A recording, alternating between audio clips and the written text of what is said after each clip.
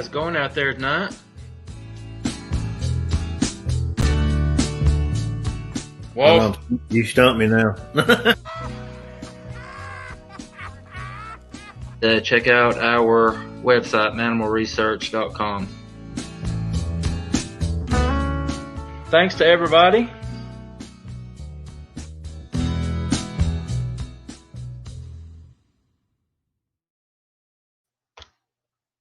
Hello. How's it going out there tonight? I'm glad everyone could tune in with us tonight. Hope everyone's having a good evening so far. All of you that are going to be watching it live with us tonight, and those of you that will catch it later, we sure do appreciate your support. As you can see, I am flying solo tonight. Our buddy Walls was feeling a bit under the weather, so he's going to take the night off. I'm sure he's watching, but yes, hope Walls gets feeling better. I want to ask everyone, as always, hit that subscribe button if you have not done so already. Getting closer to the 1,000 subscriber mark. That's what we're trying to hit. But no, we're frozen around the 900 mark. Been so for a few weeks now. So guys, help us to get there if you don't mind. Also, when we're done tonight, head over to mannimalresearch.com. You can report your encounters over there, get information about our group, see some of our pictures that we've taken out in the field, get some information on getting out in the woods and doing your own research, maybe even becoming a member of Mannimal. And also report your encounter, and if you'd like to appear on an episode of Mannimal Research, we could certainly work that out. Don't have to come on, don't have to be videoed if you don't want to. We have ways of protecting your anonymity. So yeah, if you guys, if that's something that you're worried about, you know, your image being out there, we can certainly protect that. So yeah, head over to mannimalresearch.com. And also, we are on Facebook just like everyone else. If you're on Facebook, and who isn't, head over to Mannimal Research and join our Facebook group there. And like always, guys, feel free to comment and ask questions. I have a feeling with tonight's guest, there's going to be quite a few questions. We've had them on a couple of times, and they are definitely a favorite of ours. And not only ours, but our audience. We probably the most requested to have back. And I'm talking, of course, about the Kings tonight, Ken and Rachel King. But yeah, if you guys want to ask a question, I ask that you type your questions in all caps. That way I can see it. It's going to be harder tonight because I'm by myself. Usually I got Walls sending me messages, you know, behind the scenes, you know, telling me who asked a good question and where it was. So it's easier for me to find that way. Tonight's going to be a little bit harder. It's going to be all on me. So guys, bear with me tonight, please. And yeah, put all those questions in caps if you don't mind. All right. All of that being said, let's look in and see who we got so far. We got Bigfoot Mama, Stashman, Chris Jarvis. Chris actually was the winner of our giveaway. Chris, I had a very, very busy weekend, buddy. I'm sorry, but I didn't get your package out. It will go out this week, I promise. And yeah, Chris was our winner of our 50th episode giveaway. Actually, he wasn't the original winner. The original never got a hold of us. We gave him 3 weeks to get in touch with us to claim his prize, but he never did. So we did another drawing, and Chris won. So happy to there he is. Happy to give it to Chris. Buddy, your package will be on the way in a day or so. All right, it's Chelsea Stewart, Kelly Foster, Tom Geiner, David Elmore. There's a lot of people in here that I don't recognize. The Kings must have put the word out. I appreciate that. He told me that he was going to, Ken did, so it looks like he did. All right. All of that out of the way. I'm sure y'all are done hearing me jabber on. The Kings are why y'all are here, and we're going to talk to them tonight.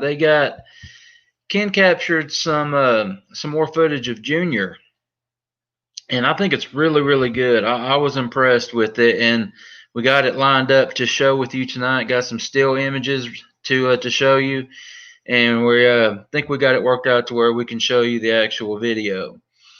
So looking forward to that. But all of that being said and out of the way, let's bring them on. There they are. How's it going, guys? Hey. Merry Christmas to everyone. Great to see y'all. That's right. Merry Christmas to everyone out there. How you guys doing? How's it been in Arkansas? This last week it was pretty cold. Really? We got just the tail end of that winter that went across. Northeast got it a lot worse than we did. I'm glad to see some of our Pennsylvania people, and they survived it well. I've got enough self-inflicted insulation that it doesn't bother me too much. But I feel you, Ken. I'm quite insulated myself. Yes, a lot of people that watch the videos, they hear the voice behind the camera and they want to know why I don't get out there. Well, here you go, people. I'm uglier than Junior. So I don't know. Well, we haven't seen a close up yet of Junior, so work on that so we can tell. All right, get us a close up. Trying to twist his arm, but I can't get a hold of it to do it. Yeah, I was asking you guys before you came on, and I'll just ask real quick before we get into anything. How often are you seeing Junior now? Do you think that he's becoming a little more comfortable with you? Well, for a few months back in late summer, early fall, they were starting to get pretty active in the afternoon, evening. And then they kind of went dark, and they weren't coming out till after dark. I think once hunting season started, they kind of just laid low until it got dark out, and they started moving around, which was kind of unique that I got him when I did on that camera, because that was, not too far into the late afternoon, but usually they'd wait till 5:30 to 6:30 at night before they'd go to the trees to get stuff. We were kind of clocking. It was taking them about an hour and a half to be willing to get to the trees or anything that we had done. I think they gave it some time, which we've been known to, forget something, go back. So maybe just to make sure the coast is clear. And the ones that are under, or we think are under Junior, we call them the twins. And to the best of our assessment, we're thinking they're about 6, but they're starting to get really active. So you think they are Junior's younger siblings? Is that what you think? That's kind of the way it's been relayed.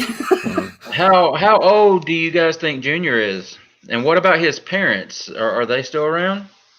Mm-hmm. It's a fairly, now, for those that don't know us, we work a lot with MindSpeak, and I work with one who is family, but he's not Junior's parent, but we call him Anku. And the way that a lot of the information has come through, both of Junior's parents are present to the best of our knowledge. There's Arpina, Sobe. I can't remember all the names. If you give me a second, there's Arpina, who's supposed to be the oldest, and it's a female, and we think that's the first one Ken ever saw. And she's more red, okay, but she's very standoffish. She's never going to be a Junior. Rarely ever catch a sound or a glimpse out of her.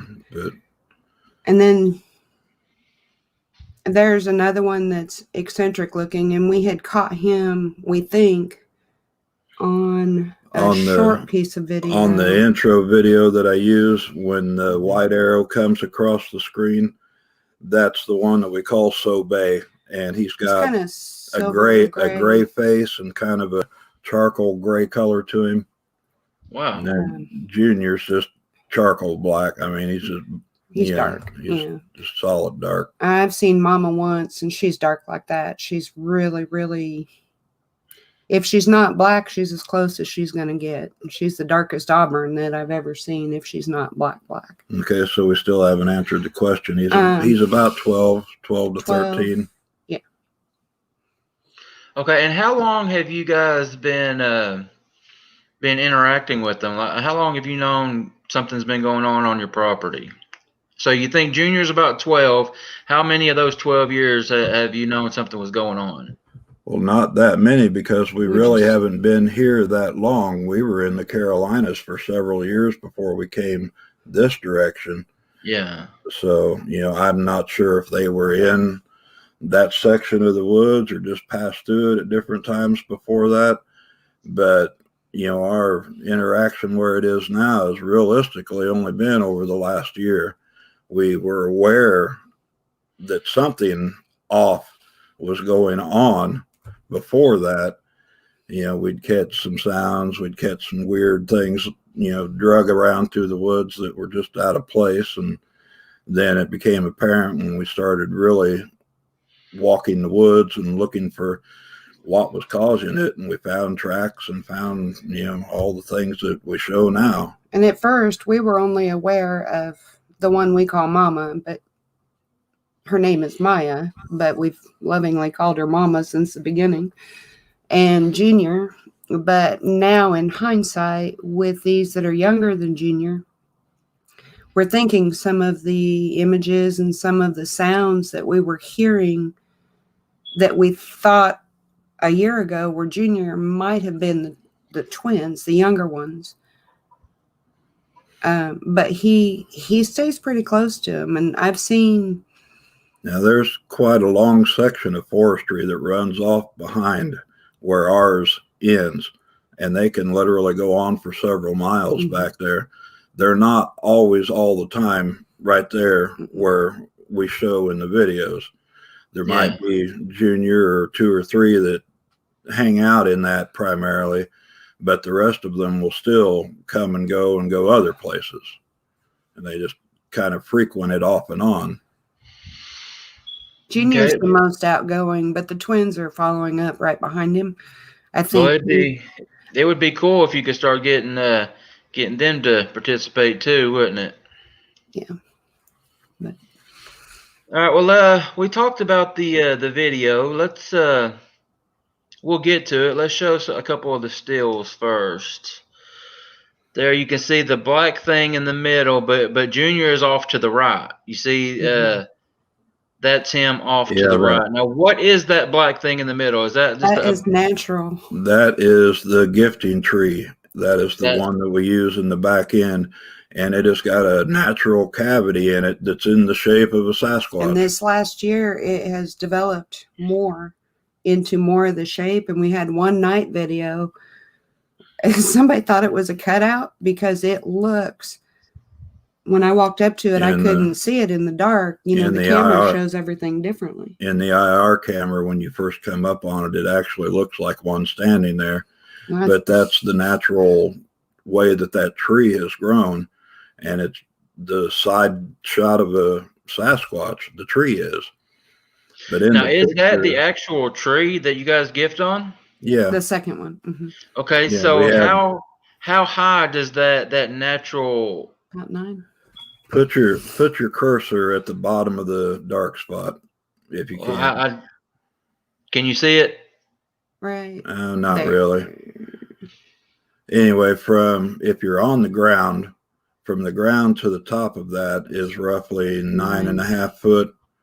If you step up onto the roots of the tree, then it's probably...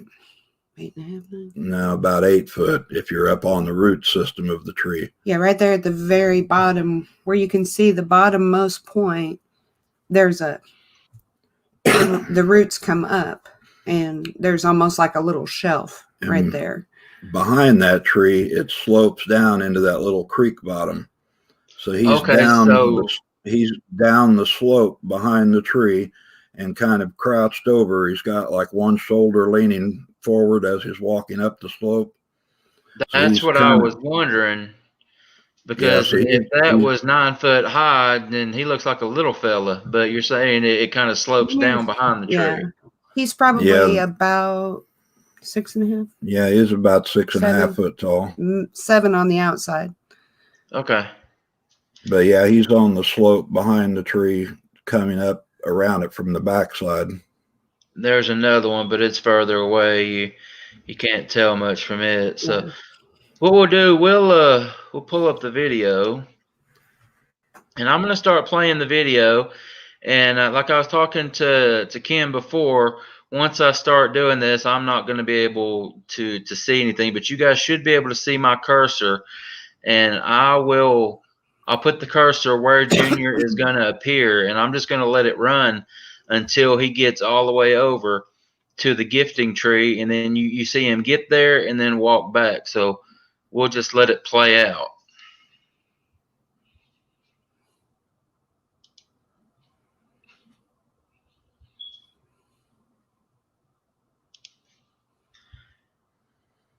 Okay, he should be right there.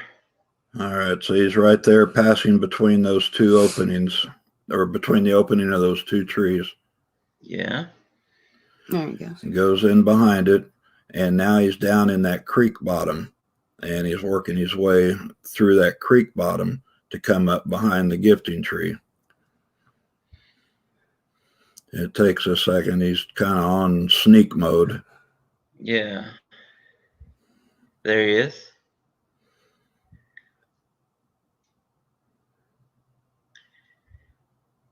Now he comes up behind the tree, And he's hustling. it Yeah, kind of makes that leap right there between that opening, and he gets behind the tree and holds for a second, and then that's obviously something on two feet. yeah, No doubting that. and then he'll lean out and then go back in, and then come out and come up around the tree. Now it's got apples and peanut butter. There were Ziploc baggies that had sardine sandwiches. Their bags of popcorn and all of that. So he grabs popcorn, or grabs peanut butter and an apple and that sardine sandwich. Or at least that's what we're gathering, because we can't really see the popcorn bag. But when I go back there later, right at dark, to get the camera, those were what were missing out of the tree. But anyway, then after he makes his grab, he just hauls it and makes off twice or three times faster going back. Yeah. And you say you think that there might have been another one in here somewhere. If you probably can't see where your cursor's at now, can you? No. It'd be close on the right. All the way over to the right before he disappears completely. Over here? It looks like one is back in behind that big tree and kind of steps out in unison with him right in there. And then they both disappear off to the other direction. Yeah. That's pretty impressive footage right there. But there's no way that is either a Bigfoot or a man wearing all black walking up and taking goodies. There's no way that there's anything other than that. It's not a bear. Well, there's nobody that goes out there other than Rachel and I guarantee you my butt was in the chair at the house when that happened. Now, that little camera, I don't know if you can see it. All right. Yeah. I bought that for $20 at a pawn shop. It's like a little cheap version of a GoPro. And I stuck it out in the brush, maybe 55 or 60 yards from that tree, and that's what that was captured on. CAH wants to know, is it Junior that always answers your dinner knock? We don't know. We think him and Sobey are the two primary ones that do that. But like I said, the twins, Lily and Took, are starting to get a little more involved. Yeah, There was yeah, one night walk we had, and one ran up and smacked Ken's leg while we were walking. Like trying to push the back of my leg out from under me, like a joke, like a kid would for Yeah. a prank. Smack your leg and keep on running. And I kind of feel Yeah. like sometimes Junior's just daring Took to do stuff. But from the very beginning, Junior's always done silly stuff like that. He's the one that flicks the pebbles and the sticks and all of that at us, and that's his sense of humor. He's never done anything violent or anything that we would consider quiet. threatening. Yeah, Sobe's older, quiet. He doesn't miss a thing. He sits, he watches, and I think he kind of supervises gently from a distance just to make sure nobody gets out of hand. Pretty much anything you would expect a normal 13-year-old boy to do. That's what Junior does. 12, 13 years old. He's full of himself. And I had one video where he literally ran up behind me while I was doing a session with Anku, and you can hear him panting. And I could hear it when I was standing there. I looked at Ken. I said, "Do you hear this panting going on?" But wherever he was, I had this sense that he had run all the way. So I don't know if he had gotten permission, because the first thing I felt when he got right up there was this, "Please let me stay," as if it was important for him to have permission. And our biggest concern, when they get that close in that form energetically, they'll kill a camera in a minute. Really? Oh yeah. So he gave me his word he wouldn't get right up on the camera or do anything crazy. We probably had half a dozen times where we've been trying to do a night video, and all of the IR battery packs and the light battery packs and the camera, everything just flatline all within the same minute of each other. The only footage that I have, the only pictures I have of what I believe are Bigfoot, two upright beings watching me from about 50 yards away. I couldn't keep my flare charged. Yeah. So I believe you. Yeah, they don't have to be right up on. Our worst experience is when they've literally, one was in the summertime, it was nighttime, and it was so hot, and felt this ice cold wind come up straight behind both of us. And then it just felt like it stopped. And we both literally turned and looked right behind us. And so I don't know which one for sure that it was, but it killed the battery immediately. And we talked about that for several days. So I think they've actually been pretty cognizant since then. People wonder sometimes why I don't make a reaction. I've been a gunsmith since I was 18 years old.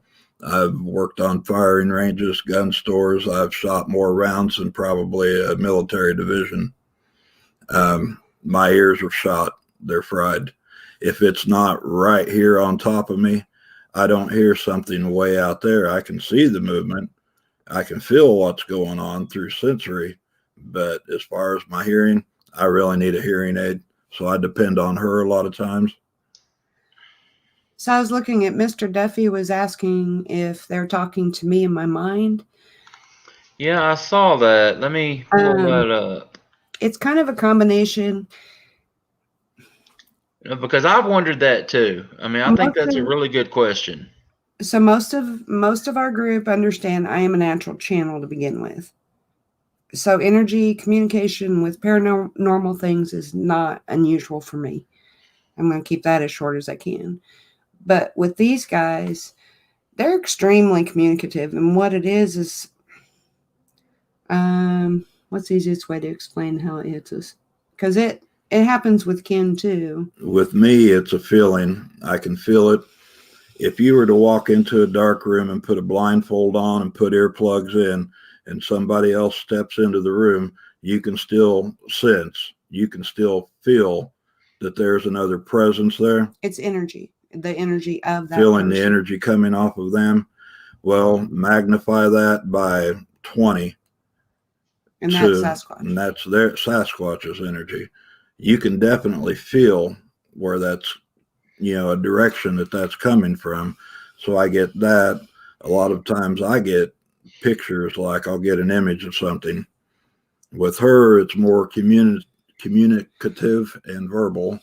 And it just comes by way of thought. Like if we have a question, and I understand being on the fence about it, and until you've experienced it, I absolutely understand that. I'm right there. I'm on the fence too. Absolutely. And I appreciate your patience if you don't understand it, for being willing to hear it out. But a lot of times, sometimes it'll come visually for me, or if I'm working specifically with Anku, it will. If it's a question, a lot of times, and I can't say that it's a voice, but it'll come as a distinct thought, and it'll be a thought pattern, or in a way that I understand. I don't normally think about things. And a lot of times it's in verbiage that you would never use on your daily basis. Now, bear in mind, it's different for everyone that experiences that. And I think that they know which senses that they can communicate with you stronger. Like I said, my ears are shot, so I get more of a image and get more of a feeling instead of an audio type of communication. But I'll get more audio because my ears are 110 times better than my eyes. I mean, I can get visual if it's needed, but usually it'll be if we're trying to explain. Anku works a lot with energy. He works a lot in trying to explain energy and understanding how our energy works in our natural world, not just them. And he's a superb teacher. The biggest challenge we have is in trying to communicate it in a way that comes down to our plane or our understanding, or in a way that we can use it that makes common sense. That's where that transition has to happen. But they're brilliant. They're all healers. And I know there are some people that have had negative experiences with the people, but he's also run us through types and the different gifts or senses that they use based on some of their own structure or type. We did a whole breakdown in about a 3 or 4 video series over on her channel, Into the Veil, but there are some that by inbreeding or by being exposed to, toxic water or toxic waste or other kinds of chemicals, things like that they're what we would call the knuckle dragging low IQ, the 75%. Well, they tend to be more aggressive. And because of that, they're what you would typically call the swamp ape or the wood booger. They're more in this 3D realm constantly. And then you've got the ones that are, higher evolved, that are able to communicate on the levels that we're talking about. And those are where you find the teachers and the ones that bring the highest vibrational understanding that we can have of these people. Then we have a type 2 that's kind of caught in between, and usually, sometimes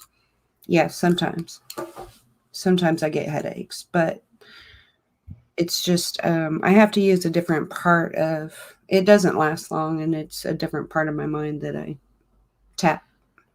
Yeah, I don't get the headache so much as I just feel like somebody's unplugged me. And it might take a day or 3 days to get back on track with it. But like you just ran a 10-mile marathon and you just want to sleep for 2 days after that.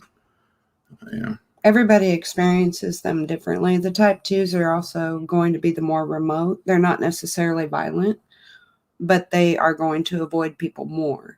Unfortunately, the type 3s are the ones that people see more often. That's probably what gets reported the most often, when people are, camping or fishing and something's throwing big boulders or rocks at their boat as they're going downstream, or the one shaking the tent and robbing the stuff out of the cooler, things like that. Those are typically the 75%ers, and they're a minimal amount of those in comparison to the others, but they're very caught up in the physical plane of existence. And it's kind of like the difference between us as people. You have some that are extremely spiritually minded or more energetically minded, and you have some that are just much more, I'm finding the right word. I want to say more focused on the material world, or more focused on the real world, air quote, that we live in. And it takes everything to make a whole, but no differently than people, they also have a genetic coding, and not all of their experiences have been positive, and they'll carry a lot of that history in their behaviors and the way that they accept or reject people. There are so many things to consider about them. One rule of thumb to go by is the ones that are capable of communicating with you on that mind speak or paranormal level typically will not be the lowest class of them, because they rarely exhibit that ability or have that ability. Like I said, they're the ones that eat the crayons instead of draw the picture with the crayon. Now, Scottish Wild Man just asked a question that I've been wanting to ask. Is it a different voice, not their own, that people normally hear in their head, or is it like a feeling which causes a thought in their own voice?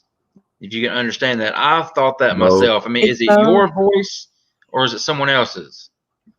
It's usually different. Most of the time when you hear something verbally in your head, it's in a speech pattern and a voice that's not your own. And the way that it's been shown to me, because it took me a little while to understand how they communicate, because their actual language, excuse me, is an ancient language. But what I did learn or do understand is that in the same way that they can use, say, ultrasound or infrasound, and that's what they're famous for, they can also use ultrasound. So when you get into the bare bones of these people, they're at least these type 1s, and I can't speak for all of them. That wouldn't be fair. But in these that we've been working with, they speak in a frequency. And frequency creates vibration, and frequency create pattern. And frequency creates feeling, and it can create image. All right, so in a simple form, almost everyone that's watching has either raised children or has nieces and nephews, or they've had a pet dog, something that is in the house with them, or something that was, really, really good, close companion pet to them. They can tell you without a doubt that young child can sense or feel something that the adult either doesn't acknowledge or can't feel, see, hear, or whatever. The pet will do the exact same thing. They're not programmed to believe it doesn't exist. It hasn't been beat out of them yet. So they're taking it at face value, what they see and what they hear and what they feel. They take it as a matter of fact. It's over there. Your 4-year-old standing there talking to an outlet in the wall, talking to Mikey, and you don't know who Mikey is, or the pet keeps going to a certain wall in the house. They're not hearing a mouse. There may be something else over there. That's the same ranges and spectrums that the Sasquatch can communicate in. It's a lot more in depth than that. I'm trying to put it in a simplified version so anybody and everybody can understand it. But, the spectrum of light has its own frequency, its own vibration. Things can be seen in this color or in this color, but not over in this other color or spectrum. And it's oscillating at a different frequency, a different vibration. So just because we can't, you kind of got to get out of the box a little bit in the way that you think. And when you start thinking about harmonics and frequencies and vibrations, understand that the thoughts that come to us at every given moment are based on our receptors of what we're perceiving in our environment. So we have this thought, but it's all based on what's going on around us, good, bad, or indifferent. And the way that they will use a frequency, it's kind of like most people have experienced a level of like tinnitus, a ringing in the ear. Mm-hmm. Not all of that is tinnitus. Sometimes it's a frequency that's trying to work with us, communicate with you. And it's, even though it seems and feels difficult to us to try to raise ourselves to a level to understand and be in tune with that, it's easier to bring something up than it is for something that's already up to lower itself down to meet you. And just because our conscious mind isn't necessarily getting that clearly, it doesn't mean that our subconscious does not understand what the patterning is in that frequency. I know anyway, it's thick. We need to literally sit down with the chalkboard and break it all down step by step, and we probably should. But ultimately, what it comes down to is they're able to use frequency in the same way to help. I mean, to say that I hear a voice in my ear would not be correct. But the thought is created, and it's usually in verbiage, or it'll be in terms that we don't use, which is why I would say it's a different voice, but it's in that frequency that's being sent that the subconscious can create a pattern, create words, and formulate the thought based on what we're receiving. I probably just made that 10 times worse. Yeah, in a more simplified term, word is creation. How we say a word, how we express it, the feeling we put behind it creates the reality of what comes next. And the most simple, basic thing that anybody that is watching probably has heard time and time again from a little kid, in the beginning, there was the word. There's a reason why that is drummed into our head, but it just escapes us at this point. In the beginning, there was the word. The word, the vibration creates. And that's the same frequencies that they communicate in. They can paint an entire picture in 2 seconds by just a tone that they express. I don't know if that helped or not. So, yeah, it's not really just, even if we have people that pass over, or we have different experiences, sometimes even once they're gone, we get the sensation that they're with us, or we get the sensation of a thought that feels like it's not coming from us. And it's very similar. It would not be exactly the same, but it's remotely similar to that, in that it's just, you just know that it's not yours, but it's not really audible in your ear. The grunts and things like that, those are audible. Yeah.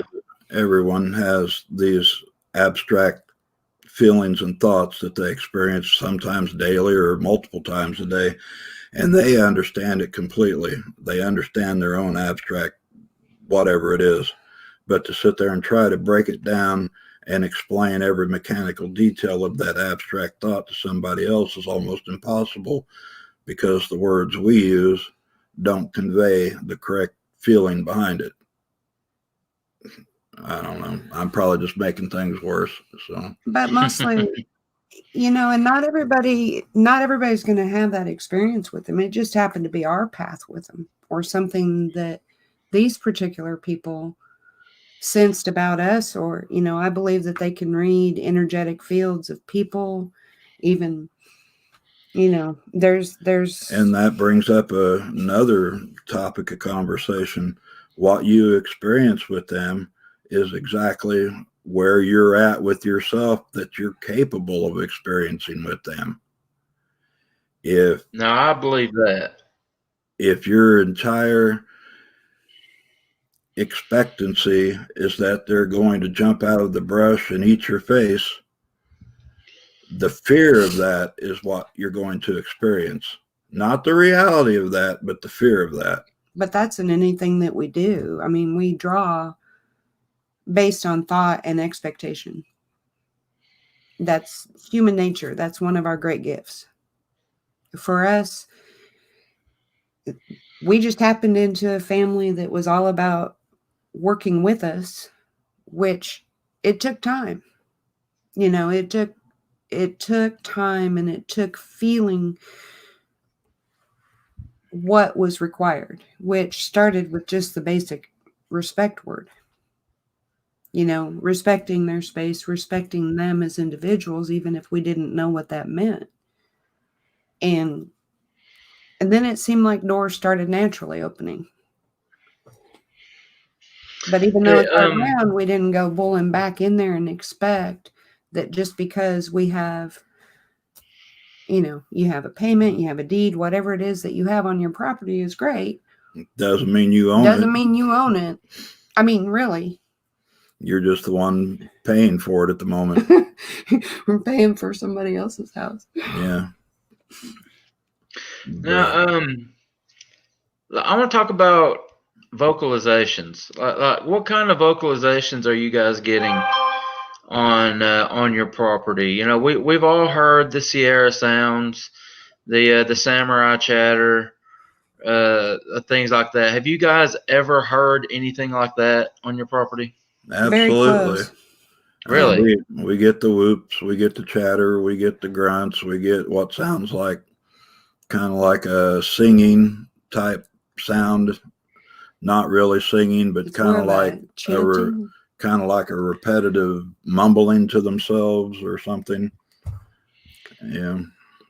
They're all we've got one audio where you can hear, we think it's Junior and Lily, but one in the very first video I ever did, and it really surprised me, but we could feel that somebody was close, and Ken was running the camera, and he kept looking for him because he could feel him. And then on playback, when I took it off the camera and onto the computer and could listen to it, you could hear him say something to her. And it was just a kind of a sound. And then this little tiny voice. Female voice replies to him. And it's just, I mean, it's just got this banter sound to it, but I could almost hear her saying, but what are they doing? You know, and we were doing something totally different. And it's just short, it's right, you know, it was just there and gone. And then we have one audio that we'd left that out there.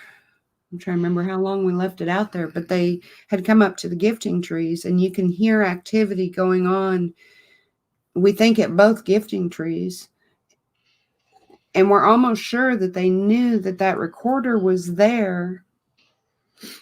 But you can hear them kind of going back and forth in communication with each other between the two trees that are roughly 80 to 90 yards apart from each other, and hear them walking around. Of course, you can hear the sticks snap and the leaf crunch and all of that, but you can hear the cellophane wrappers being kind of crinkled and torn. You can hear what sounds like one putting an entire apple in his mouth and crunching down on it.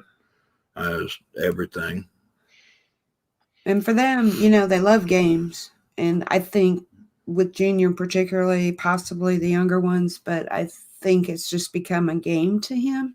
When I clack the rocks, not every time, but most times he's not far. And it's just like he just knows that's, you know, kind of this thing for him to holler back. And it's just a game now. Yeah, it's just fun to him. And you can go out there with all the high-tech equipment in the world, but you'll have more luck if you go out there with a toy car and sit down on your butt and play with it and roll it around in the dirt. You'll get their interest faster. Yeah. You actually got that footage that we shared just a little while ago from a remote control car, right? I had taken it out there and rolled it around and ended up just sitting the camera there in the bush away from the tree. It wasn't rolling. The truck wasn't rolling or moving or anything. But I'd played with that truck for 4 or 5 different trips out into the woods, rolling it around and playing with it so they got familiar. You know, you got to make it a game, an intriguing game. If you go out there crashing and banging and booming and I got to get this and got to do that, you're just going to get resistance.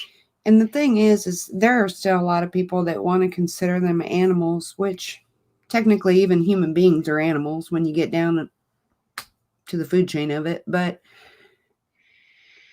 when you realize that they have personality and you realize they have a level of emotion and things can be fun, things can be, I mean, that's not, I don't know, our pup likes to chase a ball. That's fun to him. But it's just, they're very individual. And each one's got its own personality. Some of them are really standoffish and timid and rarely ever hear anything or see any kind of movement out of them. And we've got 3 of them out there that are just all over the place, you know, like they're on a Mountain Dew and cupcake buzz or something. How often do you see Aishan? Usually about every night walk that we go out there, we'll see it. Or catch, sometimes it's one. Catch like one peeking around a tree. Mm-hmm. They're very careful and they hate the white lights. They're much better with the IR lights, but they hate the bright lights. I've got a little cap light that has a green light to it instead of the bright white. And that's their favorite. And they don't seem to mind it. They'll come up close enough that you can hear them off in the distance when I've got that on, and then just the IR light on the night camera.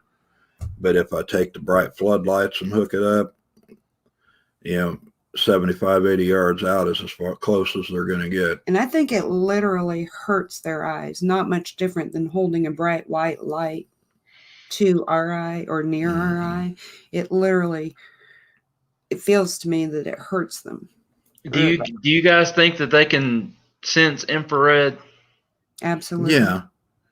They know it's there. They know the infrared. It, like I said, every spectrum of light emits a frequency. Just because we can't see it doesn't mean they can't see it. Just because we can't hear it doesn't mean they can't hear it. And we've had game trail cameras ripped off the tree and thrown down on the ground. We've had them break a sapling and lean it up and cover it over the front of the game trail camera because it's got an IR light, it's got a motion sensor going on in it, the 8 AA batteries running in it, it's emitting a signal. They know it's there. And electricity actually has a smell. And a taste. And a taste. So depending on which of their senses are stronger, electricity has a copper taste to it, and it smells like the same. It smells, metallic. It's got a metal smell. So we're thinking that it's not just in the visual of the camera that they can actually smell the electricity. But their senses are far more enhanced than ours. But they require every sense that they have versus, you know, we've let a lot of ours go. Well, you're inside your house and you're pretty much aware of every little noise and everything that goes on inside the house. If you're laying in bed and somebody starts cooking bacon, you know it immediately, or putting on the pot of coffee or flushing the toilet or whatever. You know what's going on in your house from the other side of the house, right? Yep. They know exactly what's going on in their house. Their house just happens to be the woods. They can see what new item has been placed there. They can hear things beyond our hearing. They know what's going on. You're not going to get one over on them.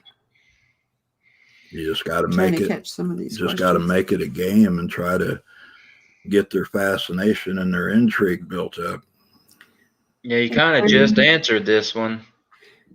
If we go into the woods, where they are? Do they know where they are? You were kind of just hitting on that one. Yeah, they absolutely know, and I believe with all my heart they know as soon as we go into the woods.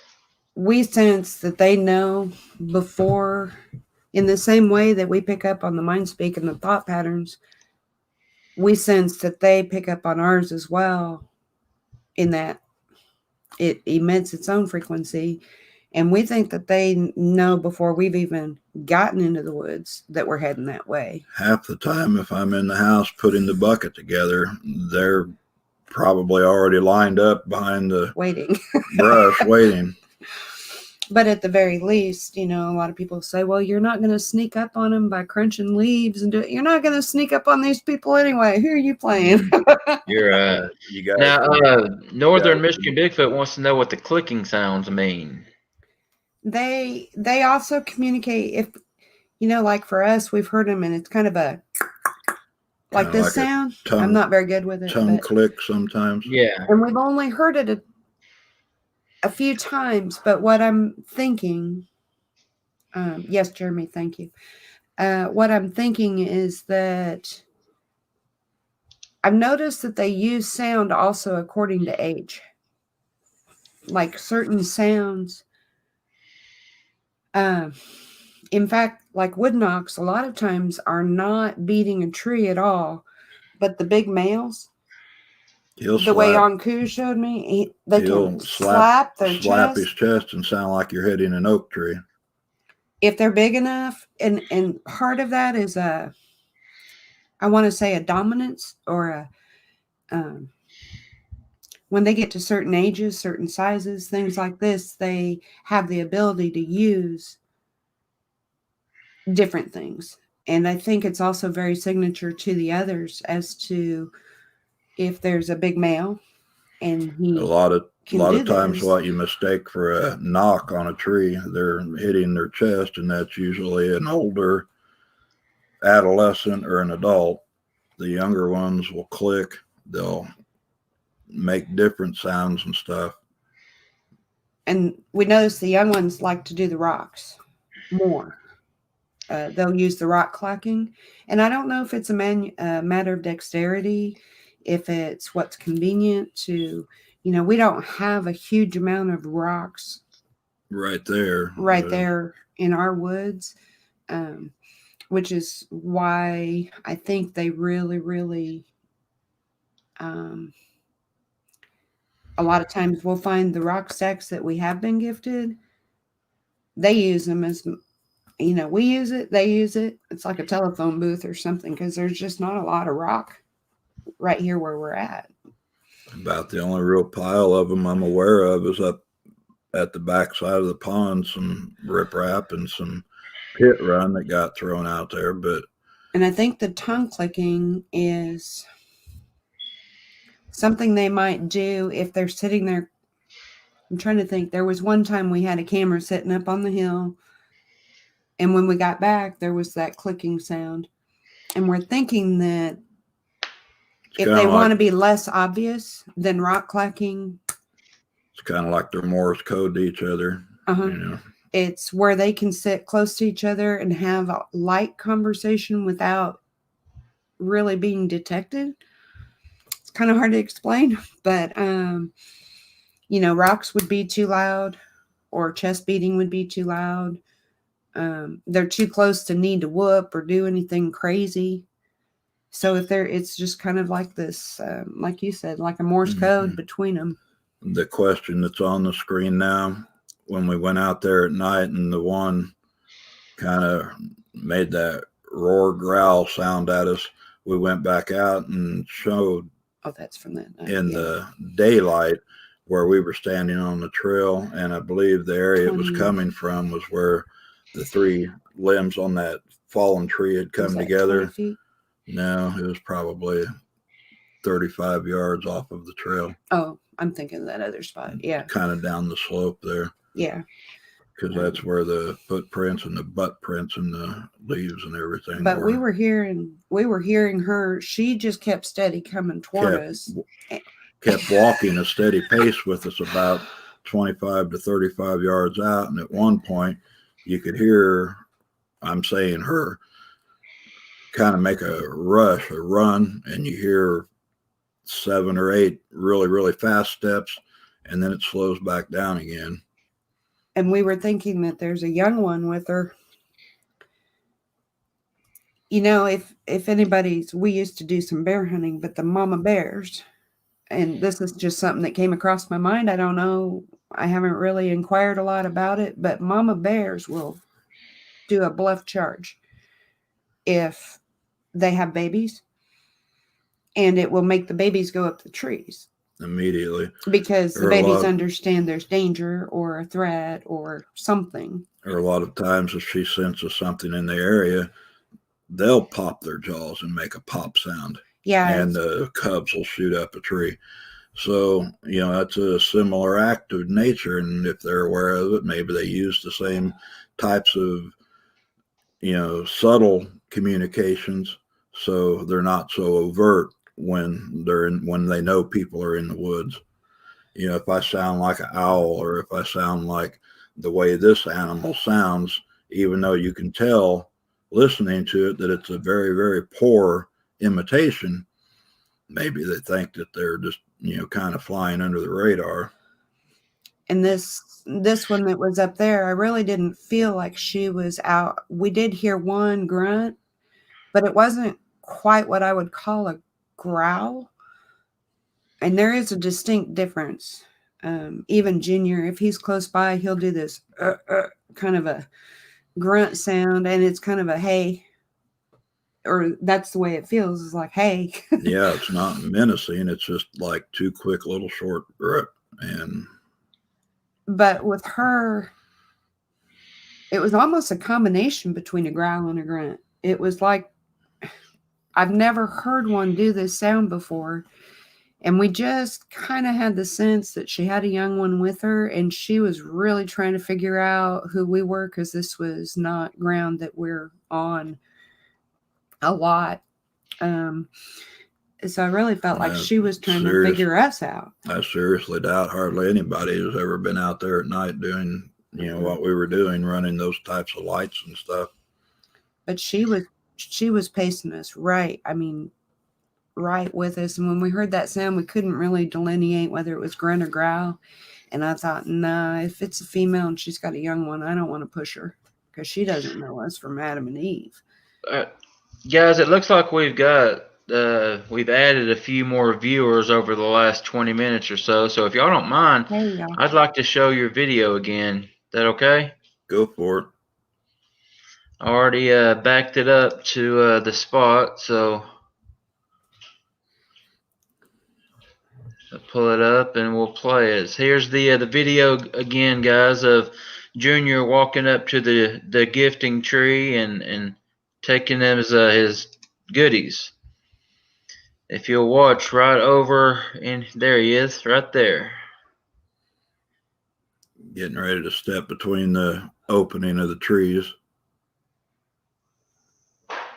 There we go. Now he's moving.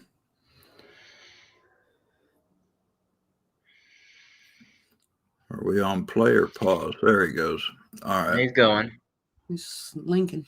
He's going to come over to this tree right here. Now watch right onto the right side of that dark spot. That is a big tree with a hollow cavity in it. And he'll come up, make that jump across that opening, and then he'll get behind that tree for a minute. There's a slope all the way down behind that tree that runs down into like a creek bottom. There he comes. There he is, right there. Almost looks like one standing there. There he is.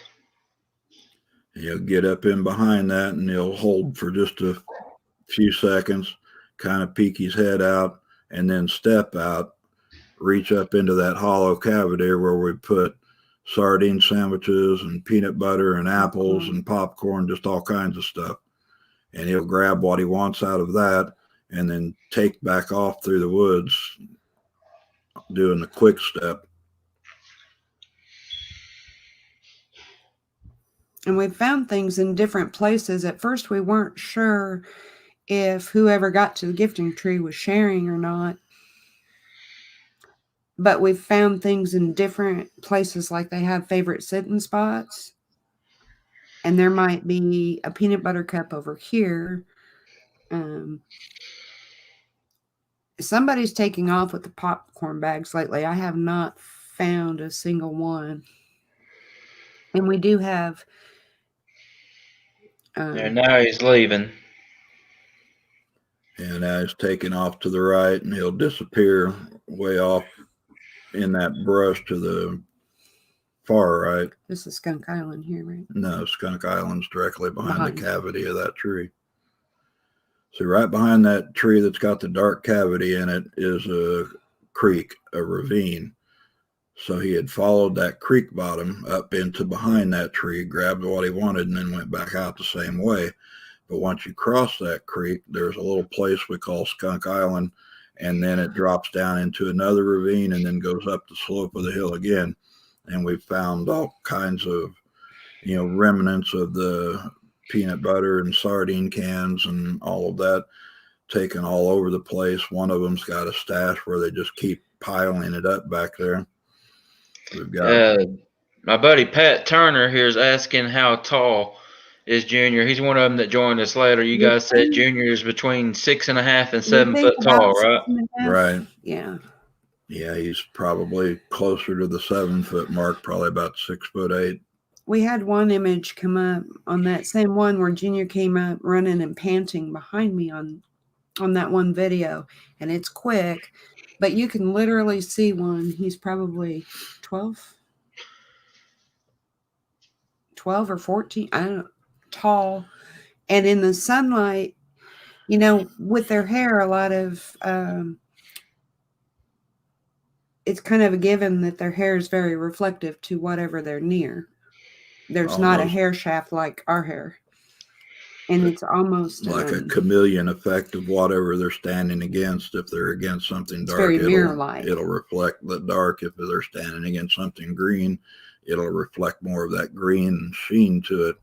It's almost, like. But this one that came up right behind when Junior came up huffing and puffing, there was one, it had to be at least 12 foot tall. And it had this shimmery, it was right in the sunlight, and it had this kind of a shimmer to it. And I got to thinking about their hair.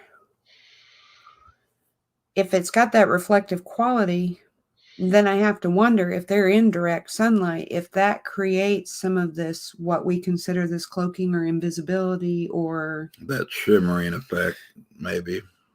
Where they're reflecting direct light instead of, say, a tree or greenery, or something like this. Because he glided across there, and it wasn't until he got in a shadier area near a dark tree that you could just barely see the make outline. Out the body part, and it was dark. See the outline and the definition that there was a 12-footer standing there. But there's definitely more to their hair than we know in what it offers them based on their surroundings.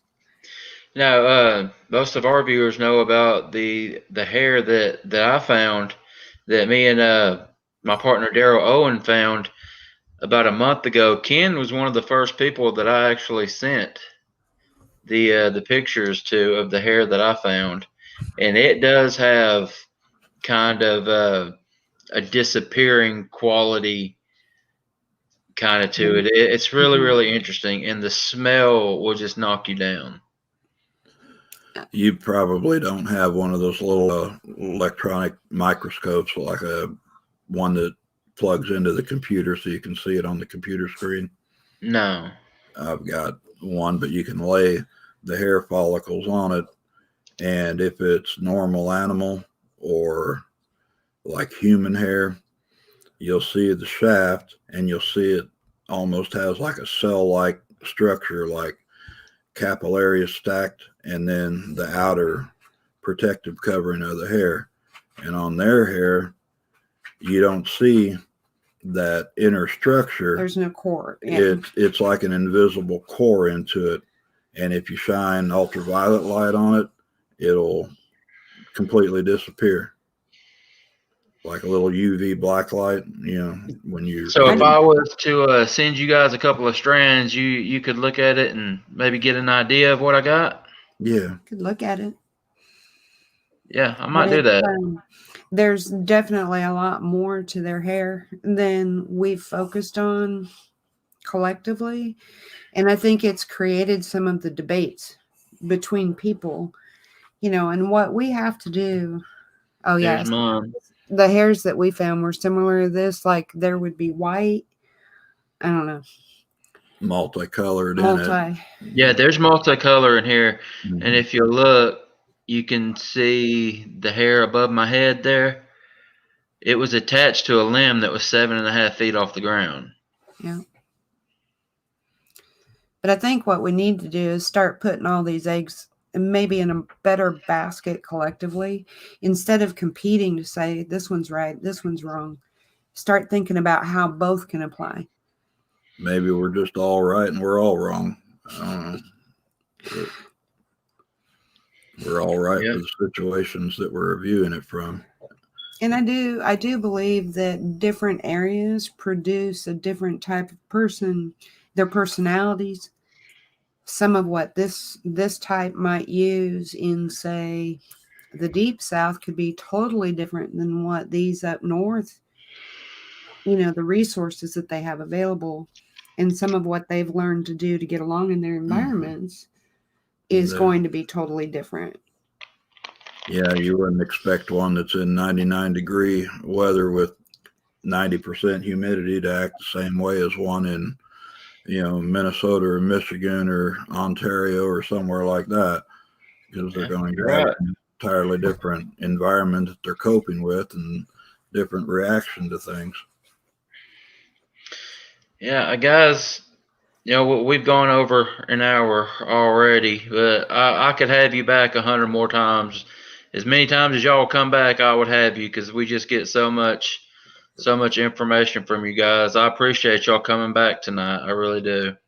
Yeah, before we get out of here, I was going to clue you in on a little project I'm going to experiment with. Okay. Yeah, I was talking about, how your pets or how the kids sometimes can sense and know things that are going on. A lot of times we'll let the little bulldog out and he'll sit there at the fence and he hears them and he's not afraid of them. He's not afraid of anything except missing dinner time. He doesn't try to go after him, but he's not afraid of them. And so far they've really never made any threatening thing to him. I'm going to hook that little camera up to him and let him run around in the woods. Oh boy. See what happens. That's a good idea, Ken. That's a really good idea. Junior's got up in the yard before and taken his dog toys and balls and stuff. They're well aware of each other, so maybe they'd be more willing to let something like that come close to their space. I don't know. We'll find out. Yeah. And after you do that, you need to come back on and let us know how that worked out. Yeah. All right, so we're going to wrap it up then, or do you want to get another cup of coffee and we'll just keep going till 3 a.m.? I can't go till 3 a.m. I got to be at work in the morning, but I would love to have you guys back. All right. Be our pleasure. Well, I want to tell everybody Merry Christmas, and if we don't see you before then, Happy New Year, and be safe, and hope everyone has a wonderful holiday. Somebody asked if they leave us gifts. Yeah, they've left us all kinds of gifts. We've gotten the woven doll and the ball. This one's getting dry. Whoop. You just pulled all the earplugs out. I did. I don't know. Yeah, I think I've seen that one before. And they've left us different colored rocks and things, and little vine twistings that look like little figurines, and just all kinds of stuff. That other cast is right there if you want to show them that real quick. Yeah. People, say, well, you don't react or you don't respond or whatever. And honest to God, guys, we see it so much that now it's become normal. So our everyday might be shocking to some, but it's become normal to us. Wow. I would say as a female, because it goes, more straight up and down. A male, most of the male, although it's hard to tell because this is thick. I'm trying to remember this one. But normally males will come in more and come down with a narrow heel. Females are wide. Seem to have a lot flatter, wider at the back kind of shape to them. So that one's not massive, but That's I don't a want big to. print. It's not perfect either. I didn't have the mix just as smooth as it should have been when I poured it, so it's got a lot of air bubbles and stuff in it. Yeah, that's pretty nice print though. All right, guys. Thank you so much, and Ken, we'll be in touch, and I'll talk to you about getting you a couple strands of hair and seeing what you can figure out with that, and we'll be in touch on it. I've got one of those microscopes here that I bought to look at coins when I would metal detect, so I could see little imperfections and things like that, or look at old coins I had found or whatnot. So yeah, you can see the nitty gritty and illuminate it and get right into it. And I've got the UV lights and the whole 9 yards. So yeah, I'll definitely send you guys some, and I want you guys to have a Merry Christmas. Okay. All right. Well, you all be careful, and we'll see you next time. I'm gonna see a lot All of right, guys. you. Hi, everybody. Merry Christmas, everybody. Y'all have a good night. We'll see you next time. Night, everybody. All right, guys. I mean, how awesome are the Kings there, Ken and Rachel? This was number 3, the third time that they've been on the program, and each time they're just so informative. They're down to earth, easy to talk to, and they easily are our most sought after, most requested return guests. Yeah, get asked all the time when we're going to have them back. So just want to thank them for coming back on again, and we'll have them back, guys. And hopefully, maybe it won't be too long. We'll have them back, guys. I want to thank you all for hanging out with me tonight. Walls was under the weather, so it was just me and the Kings. But I think we did all right. Had a really good show. I want everybody, please, y'all be safe over the holidays. Everyone have a Merry Christmas. Everyone remember the reason for the season. It is Lord and Savior Jesus Christ's birthday. So yeah, everybody just be good to each other and have a Merry Christmas, and we will see you next time. Guys, be good.